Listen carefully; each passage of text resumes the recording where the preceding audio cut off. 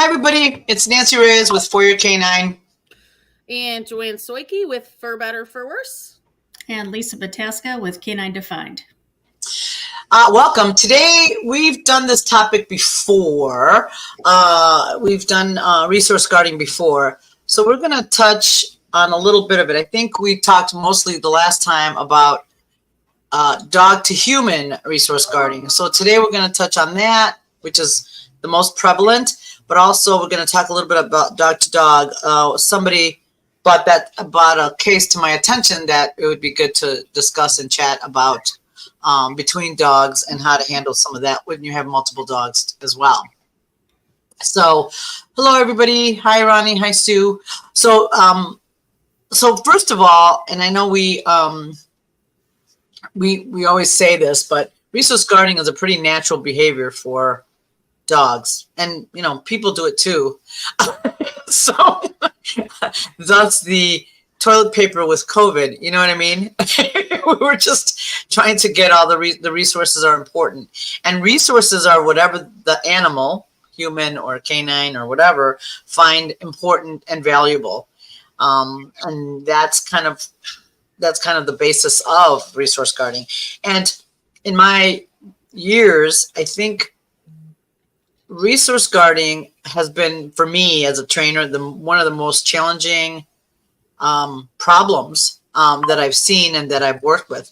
And to be fair, the least success I've had with resource guarding. The successful resource guarding cases I've had is when the dog is relatively young and we catch it early, and then the outcome, the prognosis is good. It's very, very hard when that happens and the dog's been doing the resource guarding for a long time. Years and years of practice guarding is really, really challenging. So anywho, and I know people get pretty upset about a dog, guarding their resources, but it's a pretty natural thing. So I wanted to kind of talk about all the aspects of resource guarding this time, instead of just focusing on the human dog, a dog human, because the thing is, those are the most severe cases we get. But there's a lot of different types of resource guarding, right? Yeah, and some of it is unnatural behaviors too, which we can touch on that as well, which is where you start getting into the something's not quite right with this dog. You know what I mean? Is usually where that story starts. I mean, if you're going to have that, that's not usually the only thing that you see. So, right. So, like I said, the least success I've had is with dogs that have resource guard for a long time, and they have practiced it for years, and usually when somebody says he's always done that, I always ask, what's the trigger what's the event that happened that brought him in, especially if the dog's been guarding for years. It's like it's been doing the behavior for years, but what event is because usually an event that has happened that causes people then to bring the dog in if there's a problem. Wouldn't you agree? They don't, because especially dogs that have been guarding for years. Why wouldn't you bring them in right away? But most people don't. They wait and something happens. So it's either a bite has happened or they're expecting a child. What other ones have I seen? Another dog. Dog to dog. Yeah. Right. They brought in a new dog, blah, blah, blah. Right. So those are the more, there's usually an event that'll bring folks in when the dog is having, that if they're having a problem or whatever. So I think there's, with the dog to human stuff, I think some of it is created issues by the human, right? Because they get bad advice. So you should eat first. You should touch the dog when it's eating, put your hand in the bowl and so forth. And I hear that time and time again, when that they've heard you should do that. And I'm like, stop it. Like, don't do that. It's not a good idea. And, you're actually bringing light to the issue, especially if the dog is not super confident.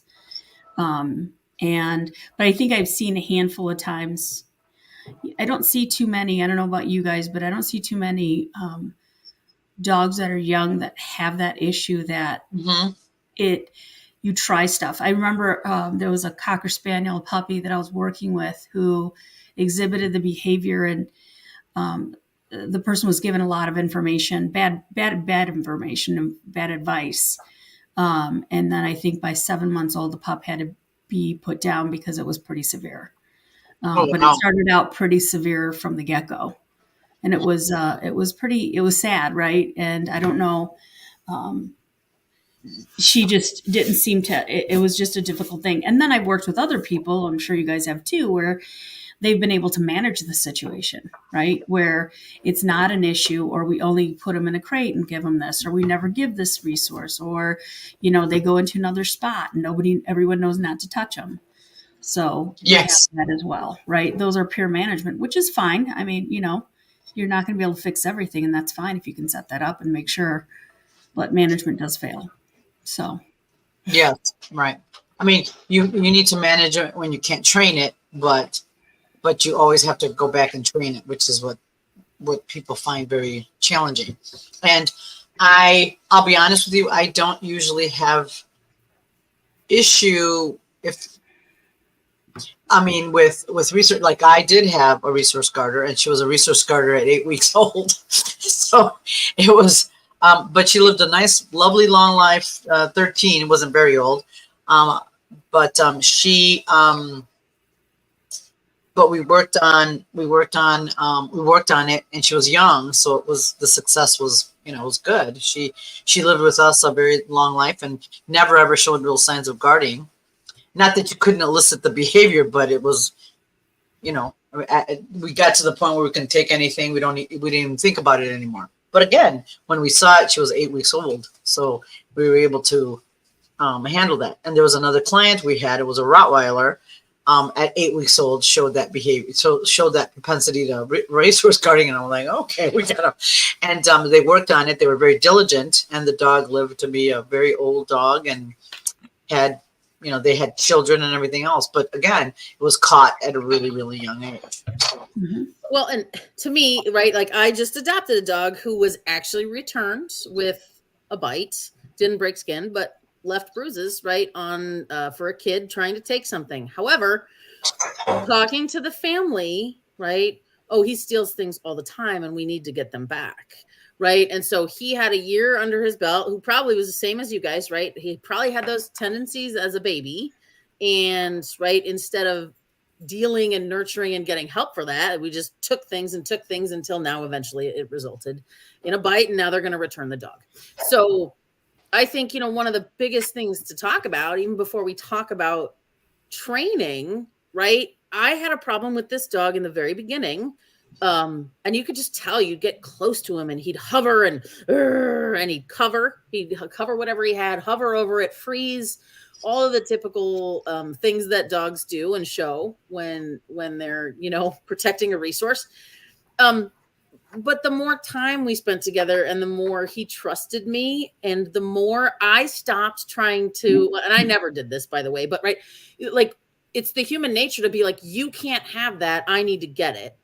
Right. So we tend to come in with that look on our face or whatever, or even if you try and fake it, you're like, can I have that? Right. It's hard. They're not dumb. They read our facial expressions 24/7. So they can read right through those little micro expressions where we're like, I'm smiling, but I'm really freaking out. And, for him, it was funny. Like, before Nancy joined, Lisa and I were just chatting on the call, and I'm like, what do you have, buddy? And I reached down, I picked it up. It was like a piece of plastic from a box I got for, I'm putting something together. And I was like, whatever, you can chew on that. It's a piece of plastic. I don't care. He doesn't swallow stuff.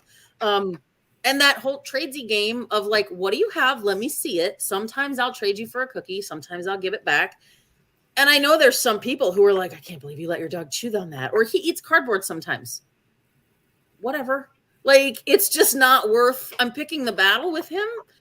And it's gotten to the point where right now, the only resources that are high enough for him to actually care that much about is a raw bone, a bully stick if he has stolen more than one, right? Like, if he stole somebody else's, if it's just his bully stick, I can get it back. If it's somebody else's and he's got two, he's like, I know I'm not supposed to have the second one. Or even a Kong sometimes I can get back and it's totally fine. But last time with the raw bone, I didn't expect it, and I was walking to the kitchen, and he was like, "Bah!" And I mean, it was he really kind of got upset, and I was like, we're not doing that. So we could talk about all the ways to work on those sorts of things, but trust and a relationship is, I mean, to me, the first thing that you have to create in dealing with this. Yep. If I don't trust you, why would I give you my thing that I believe that I should keep? Right. Yes, absolutely. And that's true, because with Rizzo, that was absolutely the key, right? She trusted us, and she never, and it was never, again, never an issue for her. But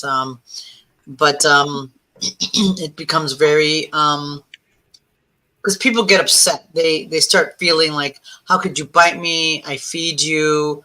I take care of you. It becomes it's a very emotionally packed kind of situation. So I just want to, and it's like, it has nothing to do with you.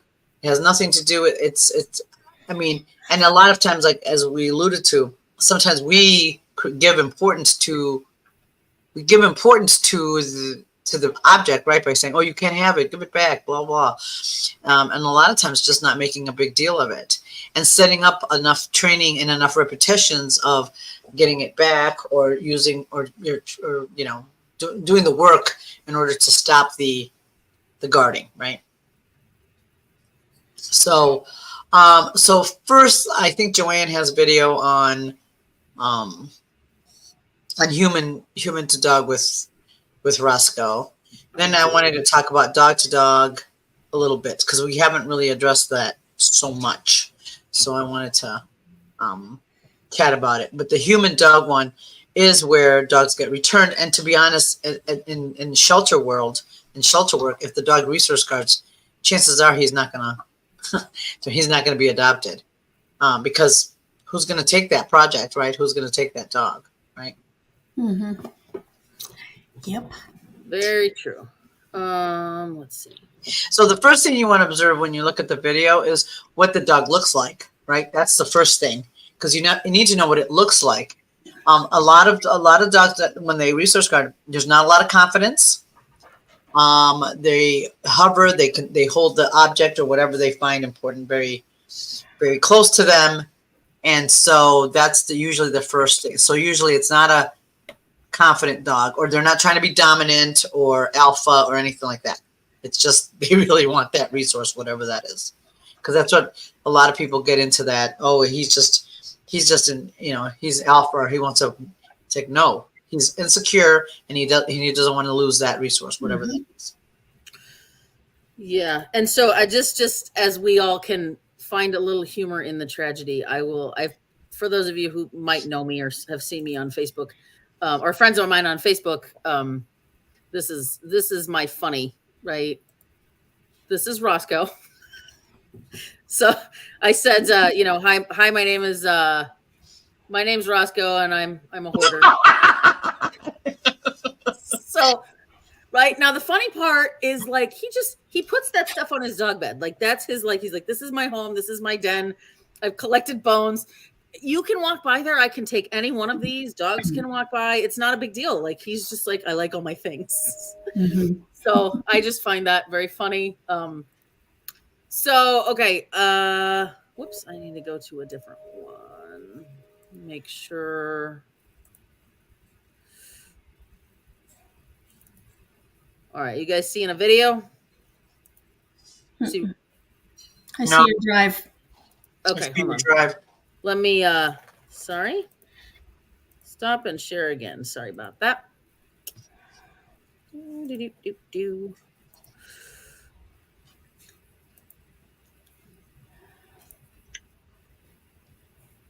Whoops. I did it again. Sorry. I think there was while she's working on that, there was one case that I remember. It was a young lab, it was a silver lab, and it was a puppy, and the owner was pulling the dog away as it was eating from its food bowl, and everything. It got to a point where the dog's food resource guarding got so severe that it would guard when the owner left the car, he couldn't get back into the car.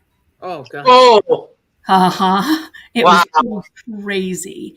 And then they finally called it's not fixable, because I was giving them, tell them what to do and so forth. But like Nancy was saying, it became very emotionally charged for that owner that, no, you're not going to do that to me. And it created a big issue, to the point where all of a sudden the dog started lashing out when they didn't even know resources were available, like something was under the couch. And then she would just lash out and bit the grandfather. And at that point, it was done. So, but there were multiple cases like that. It was really sad, but Yeah. All right. Now you see Roscoe, right? Yep. Okay. Yes. So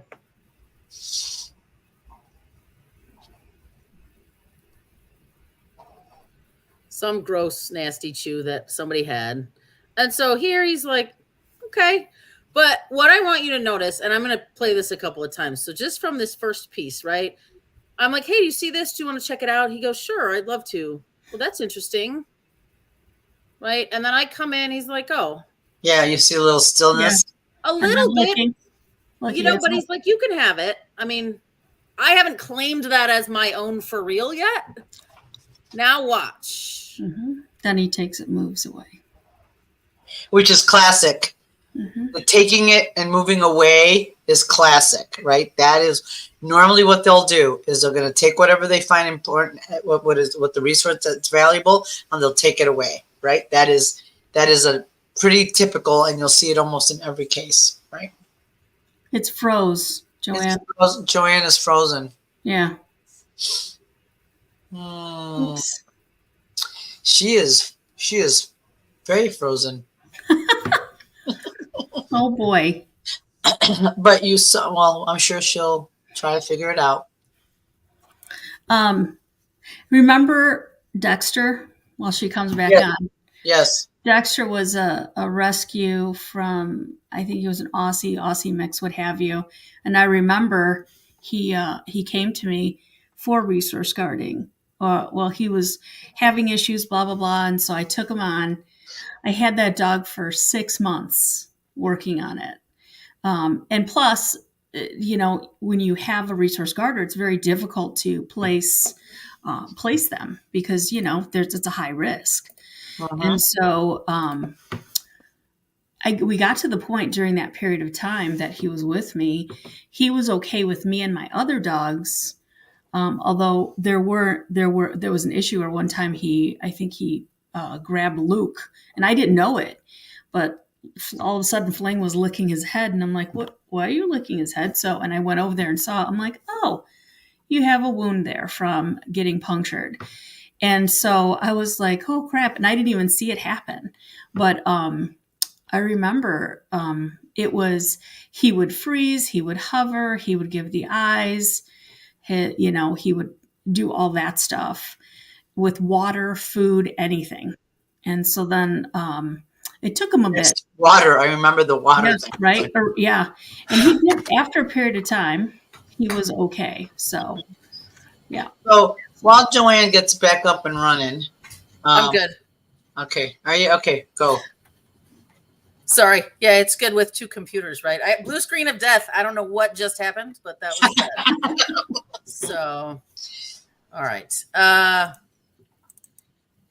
Coming back to it. Sorry, guys. I don't know what happened. All right. But with that particular dog, with Dexter, I was able to do a lot of stuff with him, take stuff away, give it to him. He was okay around my dogs, but it never transferred. So when he went to a new home, it became an issue. It was an issue and so forth. And I remember checking on him. The guy's like, I'm sorry. He goes, yeah, it was my fault. He's bitten me several times, but it's always my fault. And I'm like, okay, what about not, and so that's always a concern when you home. a dog with specific issues. And Mhm. fortunately for him, he was okay with it. But I So wouldn't. Stephanie asked that I commented, Doug took the valuable thing away. What do dogs do without resource guarding do? They don't take it away. They just lie down by you and chew it. Or if you, wherever, you know, a lot of times I mean, granted, Stephanie, it's different than a dog that you give them a bone and they go to their bed to chew it where they normally chew. That's normal. I'm talking about, and if you watch Roscoe, how he moves away is really telling. So go ahead and join and play. So she puts it down. He already tells you he's uncomfortable with even her coming in. So he freezes a little, but not crazy. And obviously he sees it slow down a little bit. It's the quality, right? If the dog just goes, oh, thank you, and they walk around but see now here it's a little bit more like, okay, I'm gonna go over here. He doesn't go to Joanne or near her, and he watches her and he's checking out what she's doing. So it's a little different versus a dog that you give them a bone and they go to their bed to chew it. My dogs do that too. I give them stuff to chew and they go to their spots. But I have multiple dogs, so I don't want but if it's just me with the dog, they stay near me usually if it's just me and one dog. So you see here, you see the little freeze. Yep. See the little freeze. Yep. Not happy. Yeah, and he jerked too. So if you look at, so as he walked away, like Nancy said, right? And he comes back down. This is what I want you to see. Watch that foot, cover it.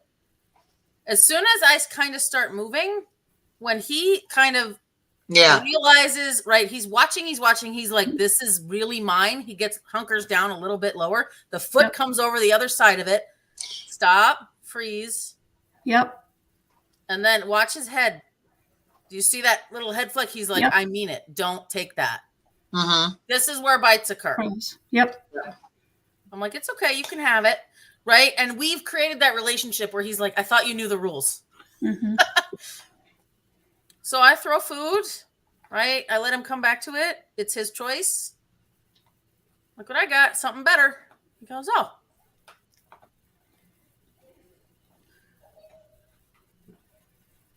He goes, I like what you've got better. Yeah. This bone. But that hovering or the hesitation is what the dogs are like, boom, gotcha. Mm-hmm. You know? And then people usually back away and they're like, oh, see, she still went ahead and pet him on the head, but didn't try to take it, which is wise, right? Mm-hmm. Because she didn't get into, because what happens is people get into a conflict about it. Mm-hmm. They want it. I'm the boss. I'm in charge. It becomes this thing. It's like, no, he's uncomfortable. You're not going to do that to me. Right? You're right. And it's like, he's uncomfortable with it and he's just not comfortable with it. So the goal is, okay, what makes him comfortable with that? Right? What do we need to do to help him become comfortable? And I can tell you, like walking away and just letting him have it isn't it. What Joanne is doing there is tossing a treat. She's creating some goodness around that object, and her presence around it is a good thing for this dog, which is kind of how you want to work most of the resource guarding. You want to make that presence of that human like, oh, look at this. This is great. I get to get my bone, then I get to get it back. So you know what I mean? It's helpful. Go ahead, John. What's happening here is I'm trying to say, hey, let's share it together. And he's like, I don't really want to share with you. But the angle's kind of weird. His head's angled upward, right? He's doing a little bit, strange stuff. So I'll show you another one of a dog in a shelter. Let's see. Let me go back over here. And this is a quick one. So this was an assessment of a dog. We did not know this dog. We didn't know what was going to happen with this dog. Seemed like a nice, happy, ball-loving lab mix.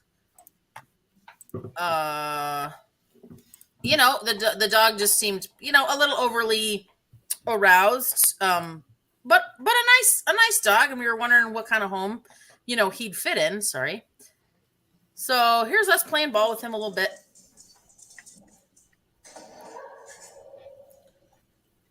So he starts kind of shredding the ball, which you're like, oh, I don't want you to do that. Ooh. Wow. Yeah. So this is how quick, right? How long is this video? 12 seconds. This is a bite can happen in, a millisecond here. We're playing a nice game of fetch. As soon as he starts pulling the fibers out of the ball, we're like, oh, no, don't do that.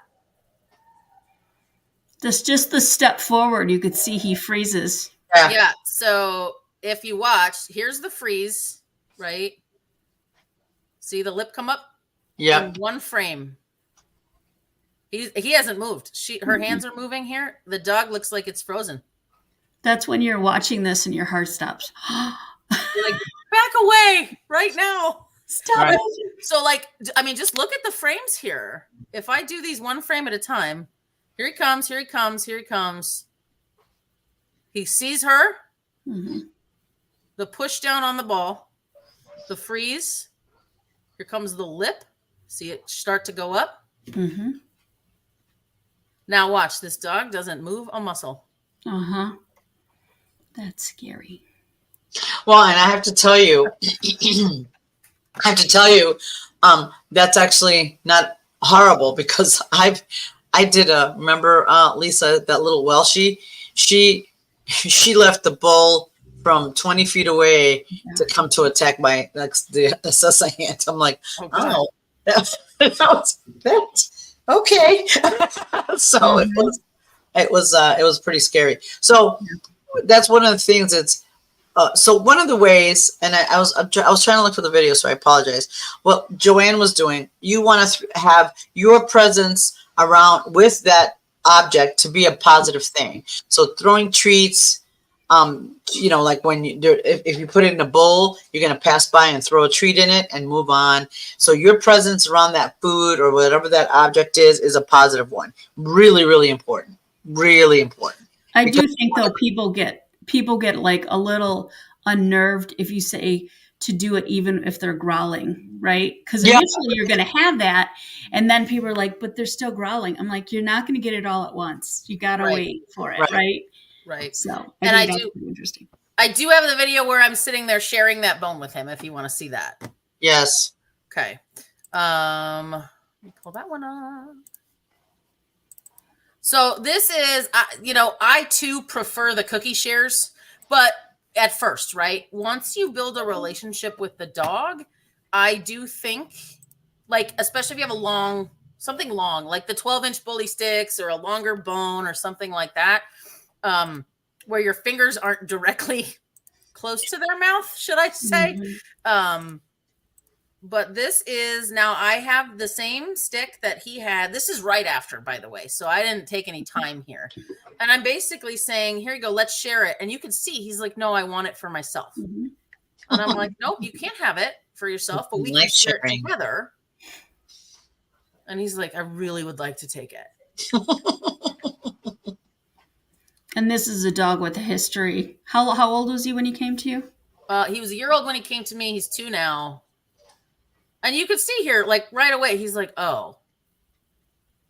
He starts to relax totally. I mean, he's still checking me out. Like, are you going to steal it? I'm like, nope. Uh-huh.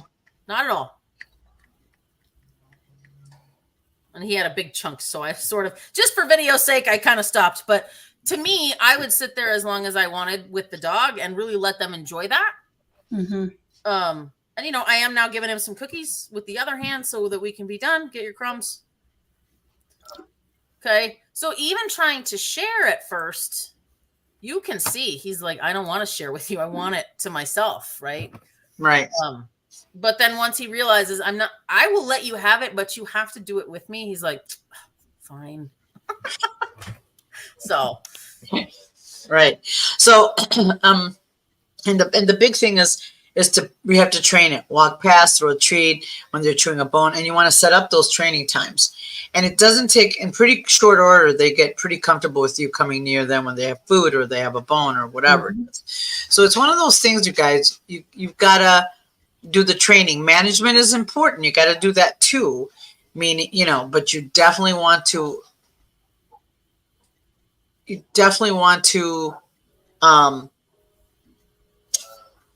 make sure that you do the training, because that takes a long time. I wish I could tell you could have it done in no time, but it takes a while. And it also depends how long that dog's been guarding too, right? Mm-hmm. If it's been guarding a long time, it's going to take a long time. And if it's been guarding, a short time, maybe you could have better luck. And also it's the severity of it. Because like, as you guys have mentioned, if you've gotten into conflict, it's mine, I'm the boss, blah, blah, blah. And you get into all of that, what happens is it actually makes it worse, and then you have a more severe problem there. So it's one of those things. It's like it's not about you, it's about how they feel about losing that resource. It's not really, has nothing to do with you, that they don't understand that you're the one that goes out grocery shopping and buys their food and all that stuff. It's all about that resource. Like they for whatever reason, they feel that need. And it's really hard to say what are the characteristics of dogs that resource guard versus not. I don't know. Because you don't have, you have dogs that never resource guard and they're totally fine. My shepherd is not a resource guarder from people or dogs. And that's a problem, because my lab, other dogs can take anything away from him. He won't guard it. So I have to feed him separate, because my lab, Jive will be like, well, you're not going to eat that, are you? He goes, I guess not. And he'll walk away from it. So, and she's not guarding it, but she's recognized that she can actually take it. So why not? So, so you want to kind of be able to, again, it's how they feel about it, and then like I said, I did have our little resource guarder, and she lived a nice long life, didn't have an issue with any of it for most of her life. But again, we caught it when she was really, really young. So yeah, I always, when I'm working with clients, I try to put a human spin on it. Like, what would you do if? And so when I'm explaining like how this is, I always say, like, listen, I need coffee in the morning. Like, I need my coffee. It's very important to me. Mm-hmm.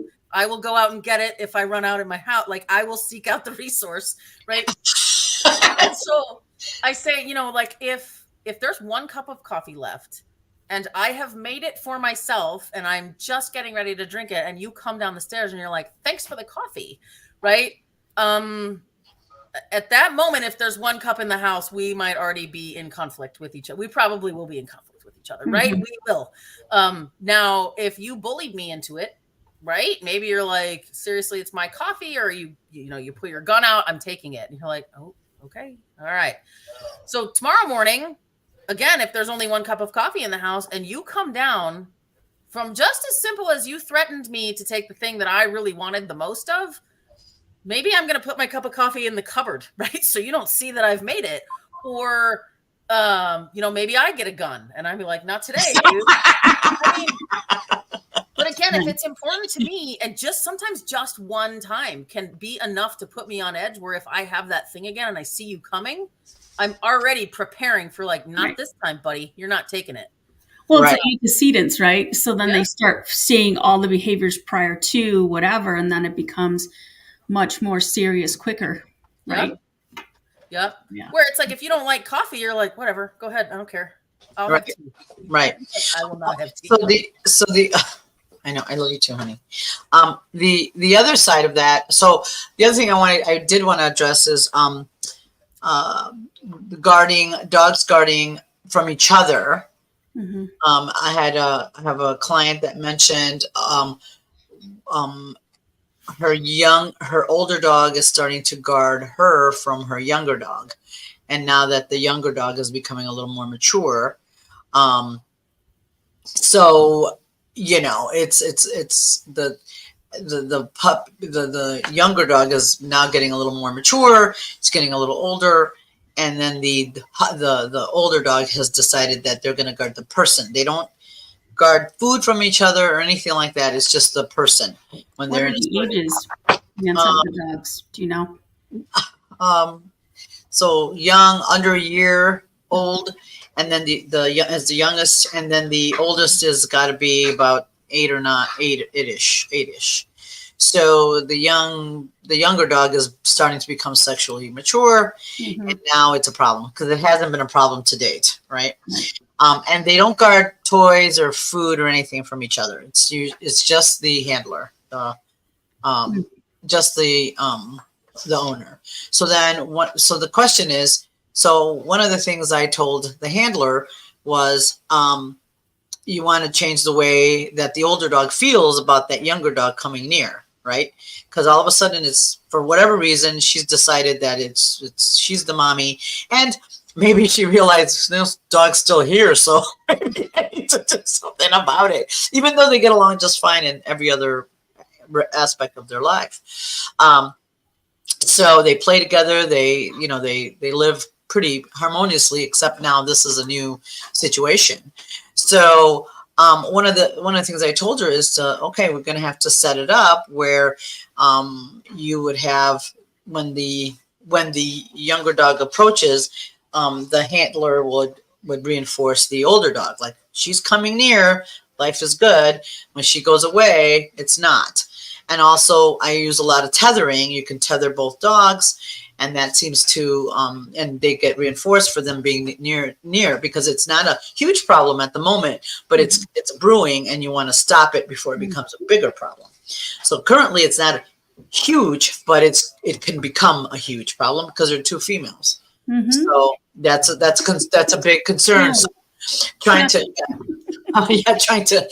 nip that in the bud. So so that's one of the things that, it's just the way they feel, that the one dog feels about the other dog coming near. And also putting some rules around it, right?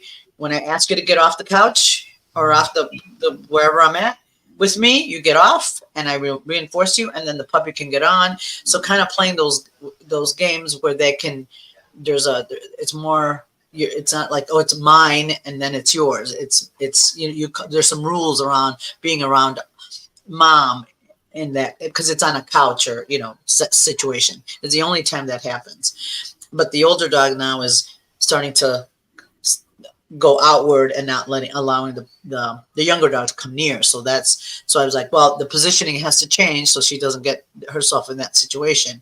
And then and you can call the other dog, and you're going to reinforce her for the other dog coming near.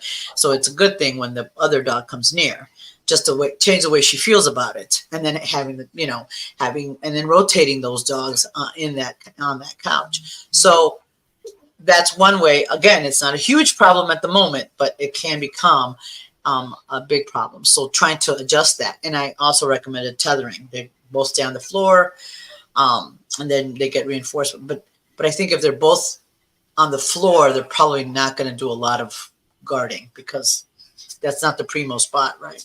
Mm-hmm. It's Unless you're Bliss. Huh? Unless you're Bliss. So yeah, I can show. We took a video of that too, if you want to see a dog guarding a human. Yes. Okay. Some videos this week. Mm-hmm. Me. Okay. So those are the kind of suggestions I made. So I'm going to preface this video with, this is day 2. Day 1, they had an amazing play day. They were best of friends. We saw a little bit of this, and we did kind of like, don't do it. And then when she was good, it's not Bam, by the way. I want everyone to know that. He did not have the problem. No, he's somebody to love him.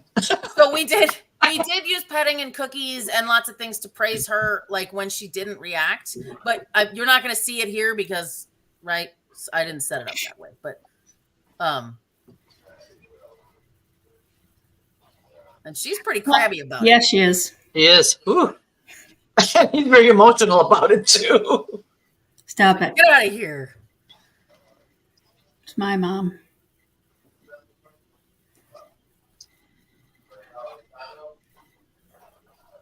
You see, though, she's nervous about it, right? Yes. She's very anxious about it, yes. And he's very confused by it. He's like, we were just playing. What's the deal? Why don't you go over here? And he really, go back to that piece. He really deferred to her on that. Yep. He was Yeah. such a Moved good away. boy, I have to tell you. I'm so proud of him. He goes, ow. What a jerk. He yelled at me about it. Yeah, he goes, She just on me. right. And right now, with this person, the dog, the older dog is going after the youngish, and so far it's not been, the younger dog has not retaliated, but over time as she gets more mature, that might change. Mm-hmm. She's like, That I don't was- like that at that all. was it. Don't touch him. Yeah. Look at her eyes and her face. Yeah. And a big Yeah. yawn. Yep, a little bit of stress, right? And I suspect with the person I'm talking about, it wasn't so much, it's not so much stress on the dog's part that's guarding. It might be a little bit of anxiety around the more mature, now the maturing puppy, but I don't think it's quite as much anxiety as it is in this situation. What are you saying about that? About I'm listening. the Oh, the older basically, dog. about the dogs that the client that has the two females. The other one you were talking about. Yeah, there's no anxiety. The dog that's doing the guarding isn't, maybe a little bit anxious about it, but not that anxious like Bliss is. Yeah, and I will tell you, I mean, Melanie doesn't mind that we share. This is Melanie's dog. Yeah. Right. And you see the stress and anxiety here. This dog does this to her housemate. Yeah. So this is not just because it was a play date with a dog that she doesn't know that well. This was literally another housemate she does this to at the same time. So, and it's not become an issue because the housemate doesn't care about it, and he'll be like, Vishla, and he doesn't. He's a wuss. Right. But the truth is, I would probably not want that to, like, because I can. Dogs tend to have, like, my dogs tend to do that. Like Tangle tries to get between me and the other animal, and I'm like, no, you cannot do that right now. Mm-hmm. He gets, it's like, this is this is not something that I'm calling the shots here. You're not doing that. I'm not mean about it, but I don't allow it because I do not want it to become a problem later on. Right? He's very needy that way and all that. So I just make sure everybody gets some attention. So I found a video on yes, Stephanie. It happens at home with the housemate. The Vishla, yes. It does happen at home. Yeah. Yep. So here really quick. So this is one way when you have multiple dogs. Hold on one second. I found this video to be pretty helpful. So let's see. Because I do this with my own dogs anyway. Can you guys see that? Mm-hmm. Yep. So she has them, again, these are not severe. She has them kind of, where they get reinforced. One gets one gets one, just that reinforcement. So this is something like like a little bit of what I talked about with the two dogs on the sofa or couch or whatever. And it seems to help that release that anxiety around that make the presence of the other dog a good thing, right? And again, these are guarding toys or whatever, but whatever, it's valuable, right? So they're little exercises. They're not super super big deal. So to have a little bit of fairness, right? So this is something, again, to help the dogs relax around, and you don't see too much tension around those dogs either, which I mean, they're not that worried about the other one being near. And you want to get to that point where you can do it, where they're not. And then in this case, this is a really nice add-on. The dog is sitting, but now that other dog's coming into that space, right? And so these are kind of a really good exercise to work on, because I suspect the one that's guarding is that border collie. No. Shocking. Right. So you saw that look the border collie gave for a split second. Mm-hmm. You saw it, right? So here it was just a little. She does. There. Do you see it? So the border collie does give a little bit of a here. Hold on. Right, and she does the hand touch and all that, which is not a terrible thing. But you see, it's the border collie that's worried about that. about the guarding a little bit, right? I wonder if it's a girl. Right. Just curious. The other one's a boy. We can see that. He's like, whatever. Yeah, but you see her gave her a little bit of a longer look. So this is a pretty good.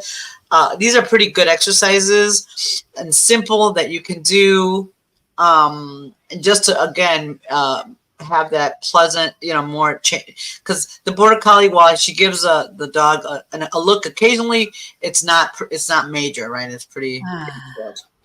Yeah. So Somebody said she's doing the math on the number of treats. That's why. yeah, Oh, Yeah. down deep. yeah.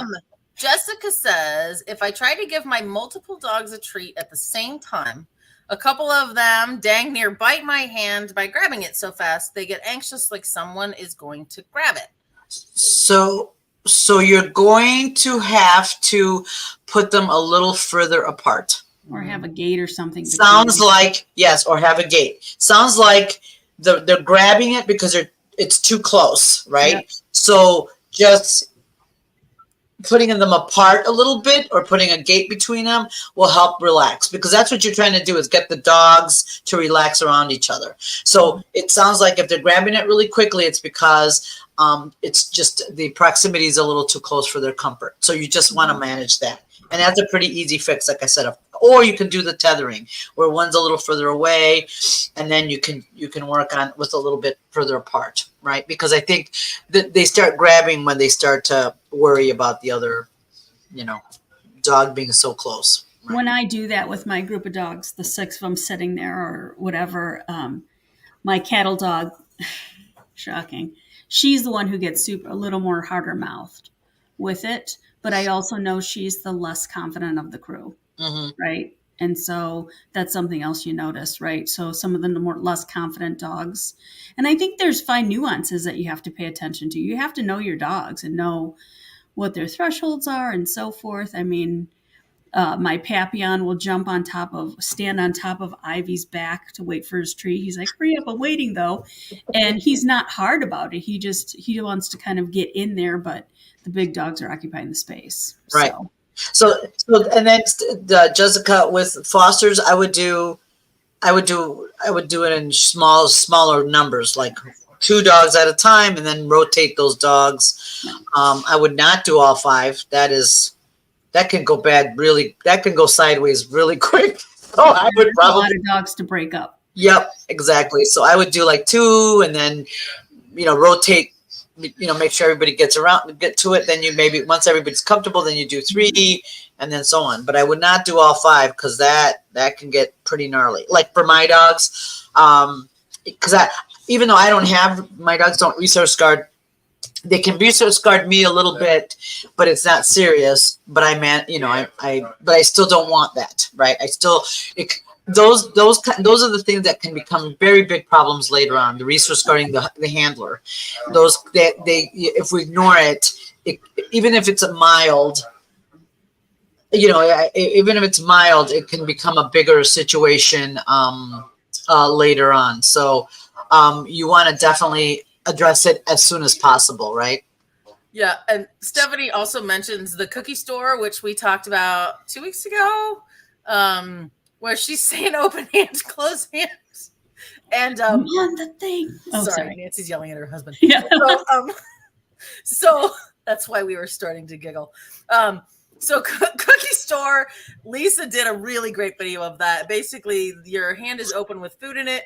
As the dog comes to steal it, cookie store closes, right? As they can back off, cookie store opens. And as they can maintain that, you're going to feed from your hand to the dog. As soon as they can't maintain, it closes again. And you're going to have to start from farther away if you have really dive bomb dogs, because it's hard. But that's a way, Jessica, you can start with individual dogs playing cookie store first, right? To get the arousal down just around the food in general. And like when I also, Stephanie had talked about saying their names and giving out the cookies. Yeah. Definitely that's another option. But I think with Jessica, if you have fosters, you have to consider a couple things to remember when we're working with rescue dogs that we keep in our homes.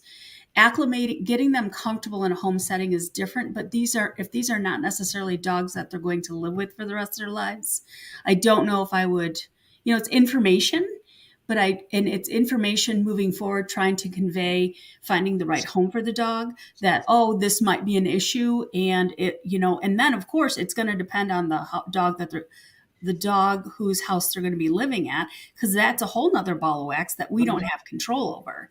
So, get information, but I don't know. I would probably do more individual stuff, kind of like what Joanne said, versus putting everybody together, because it's not required. Like, if I add another dog to my home, then of course I want that dog to be okay with the other dogs and so forth working on this. And it's more of an important life skill to have in my home, but not necessarily with a foster. Right. Yeah. And just like I said in the very beginning, if you were here in the beginning when I was talking about Roscoe, right, he has tendencies. He lived in a home where they took everything from him, and right, they were not patient. They didn't trade. He bit them, right? And so I promise you right now, you saw that freeze in the video. If I were to put him, if he was still a foster and I was trying to place him and I put him in the wrong home, I have absolutely no doubt he could be pushed to bite pretty quickly. Mm-hmm. Yeah. And you guys, I had to do a little bit of this with my beagle that I got from the rescue, not in the when she became more comfortable being in and around my home. She did have a tendency to want to guard stuff from the other dogs early on, but some of the exercises I just showed you, we did a little bit of feeding when the dogs are near. We used a gate in the beginning and fed around with all of my dogs and my cats. I had to do it with my cats because she would guard against my cats. And because if you catch it early, you can resolve it easier, right?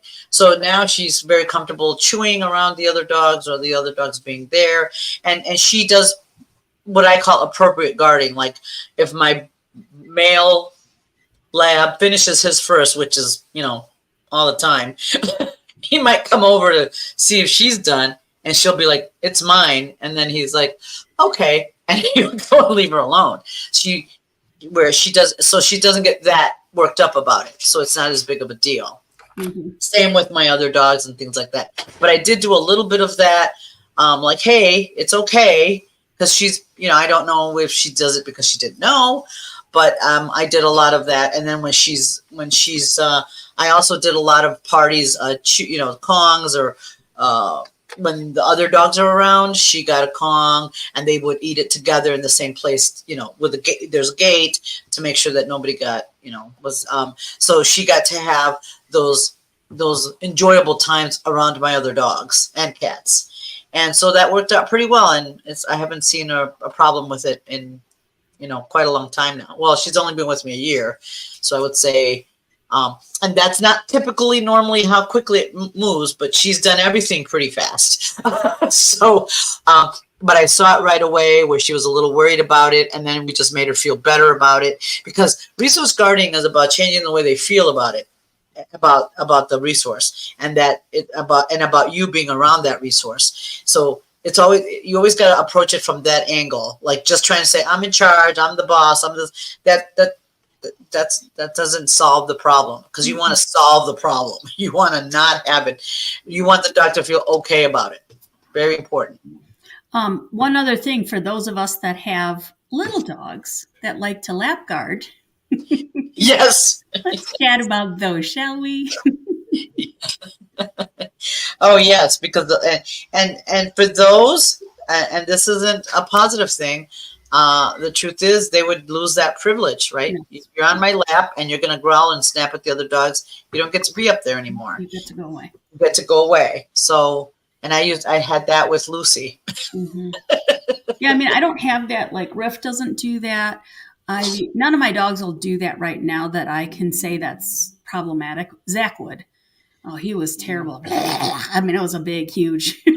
It was a very big thing, and he would lose privilege. So, but what's funny is sometimes, well, it's not funny when you actually see it happen, but sometimes they can get pretty nasty about it, and even resource guard against people and other dogs. But and I think fortunately or unfortunately, we give little dogs a little more privilege than we Yes. do if it were a Doberman or a German Shepherd, right? Doing that, Right. it would be a much more problematic issue. But, because it's little and you can pick it up and move it is a different story.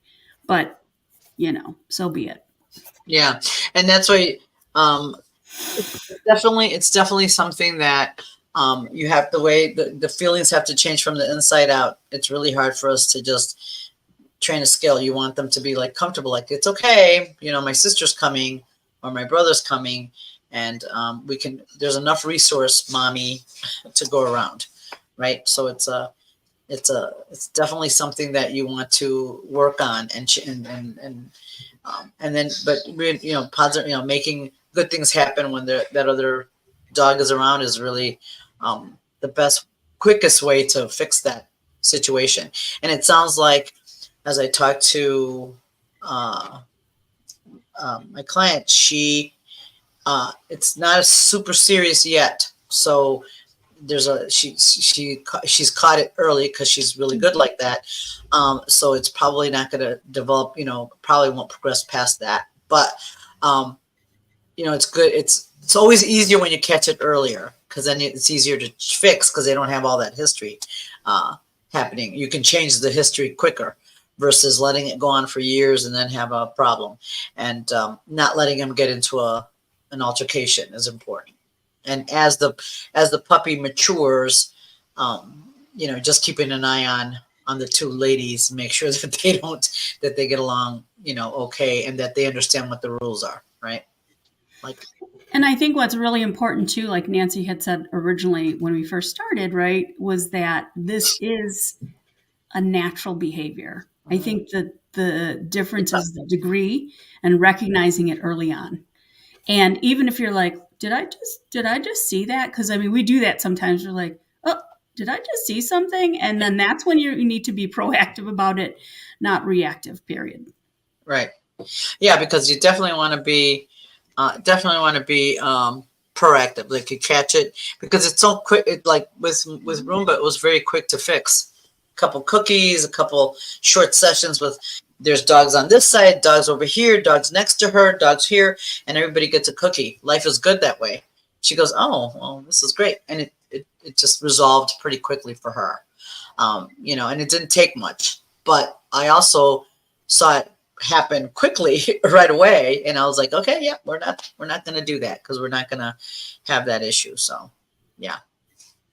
Great. So it's just a really, and again, it's a natural behavior. So it's not like this big, horrible thing, right? To sleep.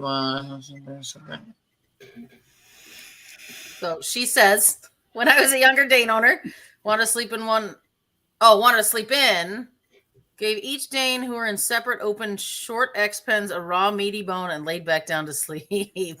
Oh, After God. a few minutes, there was not a single sound in the room. One decided a resource guard. Talk about giving you goosebumps. I didn't look at the guarding dog, grabbed the lead, and carefully walked the older, smarter dog out of the room with him on the outside. Scary. Could have been terrible. Yep. Absolutely. Good Lord. A Dane fight? No, thank you. Oh, boy. Yeah, right. That's why it's so important. Even when, I'll be honest, even when my dogs currently have not given me any indication that they're going to fight or guard over each other, I still worked on it, because I don't want it, especially given that I have 3 big dogs and 1 little one, and the little one's the naughty one, actually. Yeah. She'd be the one that get herself in trouble, right? I'm gonna actually leave you with this thought though too. So you saw the videos where we trade for cookies and we do the things and we make the resources better and all this. I'm gonna tell you right now, the dog that I have, there is nothing better than a raw meaty bone. Sorry, somebody's outside. Hold that thought. Somebody's outside in her house. Yep. Lurking. And there are, and Joanne is right, there are some resources that are just much more valuable to dogs than anything else, right, that you're not going to get across. But Yes. Absolutely. Absolutely. And you're just going to have to then, if it's a one-off and it's not, you know what I mean? And don't let it get more, uh, I don't let it get more severe, I guess. And the trade, I do trade for a little while, but I don't do a lot of it in the beginning. I prefer to toss treats and do a little bit of trade and toss treats with the resource. I find that the combination of those two things is a good thing. So to go back to what Joanne was doing was, she was she would trade for the treat and all that, which is important to do. But you also want to be able to, as you pass by, toss a treat, put a treat in their bowl. I've done it for all of my dogs, like just to be sure that they're not going to develop resource guarding. I'll come by and I'll drop a treat in each bowl, and I reach in the crate, if they're eating in a crate, toss a treat in there. I do that naturally when they're young, so that me reaching into their bowls is not going to be ever a negative. It's always going to be a very positive thing. And like I said, with my Beagle and guarding things and toys around the other dogs, I made sure that there was a reinforcement history that the other dogs being around still means she gets treats, she gets toys, and she gets all the things. You know what I mean?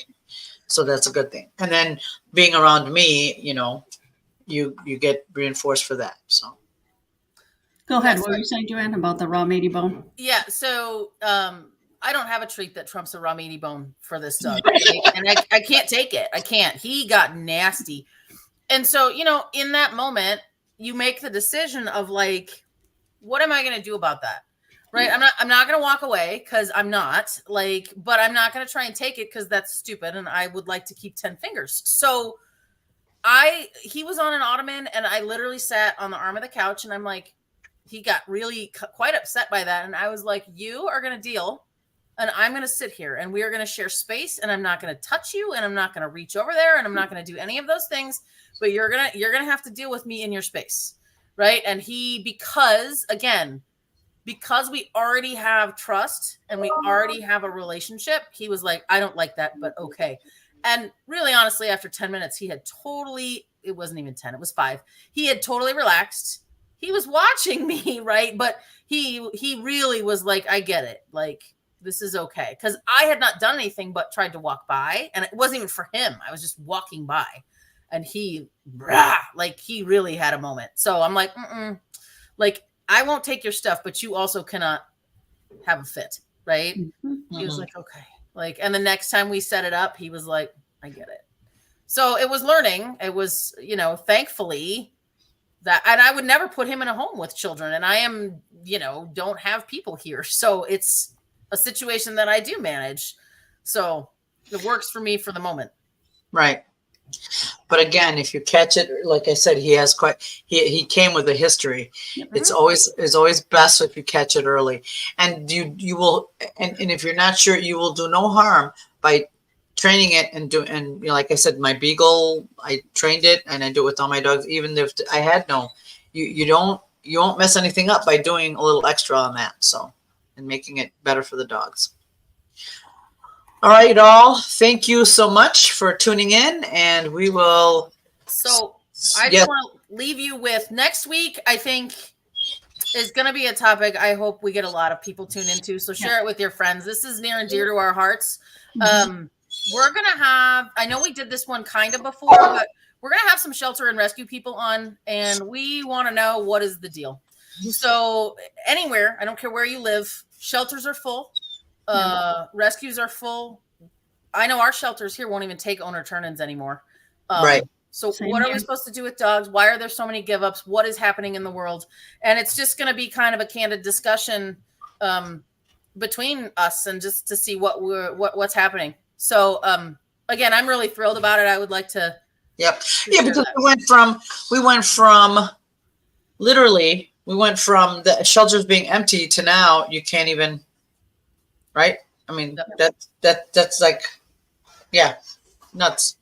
All right. We'll see you all next week. Thanks, everybody. Bye.